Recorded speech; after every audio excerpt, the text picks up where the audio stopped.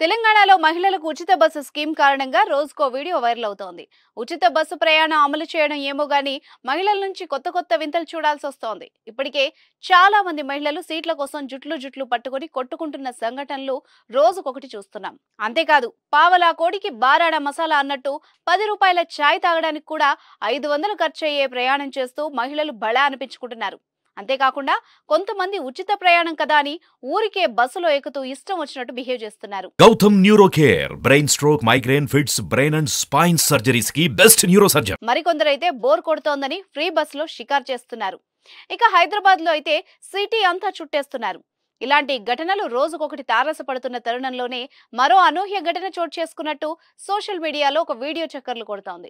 తాజాగా ఇద్దరు మహిళలు బస్సులో కూర్చొని ఎంచక్కా బీడీలు చుట్టుకుంటూ ప్రయాణం చేస్తున్నారు. వీరు బీడీలు చుట్టే ప్రాసెస్ అంతా ఎవరో వీడియో తీసి సోషల్ మీడియాలో పోస్ట్ చేయడంతో అది కాస్త వైరల్ అయింది. ఇది చూసిన నెటిజన్స్ మహిళల మజాకా అంటూ రకరకాల కామెంట్లతో ముంచెత్తుతున్నారు.